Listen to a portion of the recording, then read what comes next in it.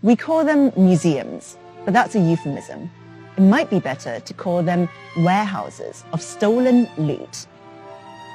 In 1897, the Benin bronzes were stolen from the Kingdom of Benin in modern-day Nigeria by British colonial forces. The looting of Benin City was horrific. British soldiers massacred an unknown number of inhabitants and then stole thousands of artifacts from the royal palace and court. Most of the Benin bronzes are in Western museums and private collections. Hundreds are still on display at the British Museum, even though the Royal Court of Benin would like them back. Between 1950 and 1970, the British Museum actually sold a few pieces back to Nigeria, which is a bit like someone robbing your house and then demanding money for your flat-screen TV. Empires of Dirt, a show about Europeans getting rich at the expense of everyone else. Previously, we found out how Bristol was built on sugar and slavery, and how the tobacco lords of Scotland got rich. Throughout the 19th century, it was fashionable for Europeans to venture around the world and to auction houses in search of cool stuff they could take home with them. People like Augustus Henry Lane Fox, who was born in Yorkshire in 1827. In 1880, his rich relative died, which was a stroke of luck for him. He inherited a ton of money and the Pitt Rivers name and estate. Pitt Rivers had always been a collector and amassed an enormous collection of artifacts over his lifetime. He donated 22,000 of them to set up the Pitt Rivers Museum, which is still standing today. The Pitt Rivers Museum is trying to engage with the problematic history of many of their artifacts. Curators here are working to identify which items should be returned to their countries of origin, and they're trying to decolonize how they present the items that do remain in the collection. One of the most controversial objects are the so-called shrunken heads, also known as Showa sansas. For decades, museums would display shrunken heads as a way of reinforcing racist ideas about the superiority of white people. Visitors would come and gawp at how supposedly barbaric indigenous cultures were, when in reality they had little understanding of the cultural context of the shrunken heads. They came from Ecuador and Peru and were made of human, monkey or sloth heads, but they weren't war trophies as many European collectors mistakenly thought.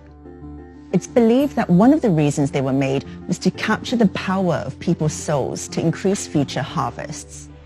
In 2020, the museum decided to pull the shrunken heads from display because it felt like the way they were being presented reinforced negative stereotypes about indigenous communities. They're still trying to figure out if there's a way to exhibit the heads ethically. That's the reason why the cabinet beside me is covered up. There's other dubious stuff right here in the Pitt Rivers Museum, like, for instance, this totem pole, which was bought for a mere $36 in 1901 from the Haida Nation, who are indigenous to remote islands off the coast of British Columbia, Canada.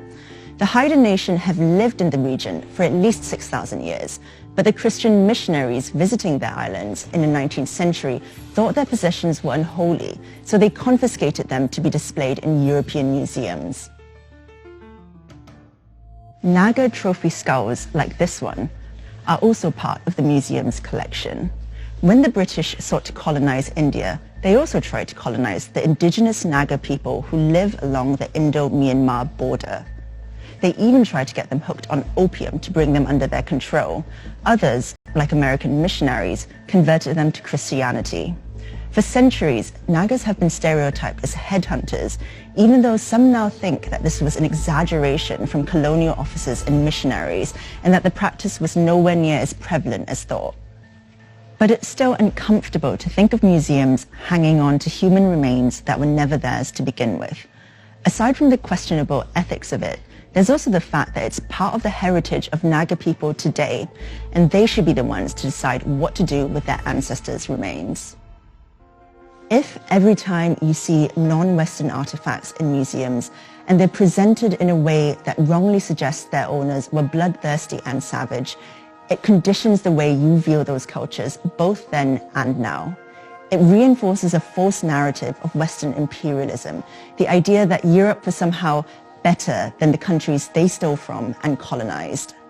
But museums around the world are waking up to the fact that taking items from other cultures and holding on to them is a bad look. In 2015, the grandson of a British soldier who looted Benin City returned 2 Benin bronzes to Nigeria and is planning to return 2 more objects. In October 2020, the French Parliament voted to return 26 objects, including a royal throne that was seized from Benin in the 19th century. Museums around Europe are slowly realizing that exhibiting items taken by force hundreds of years ago from other countries is kind of gross. And it's about time. We can't change the past, but we can change how we engage with it in the present. And let's face it, returning something that was never yours is a pretty easy thing to do.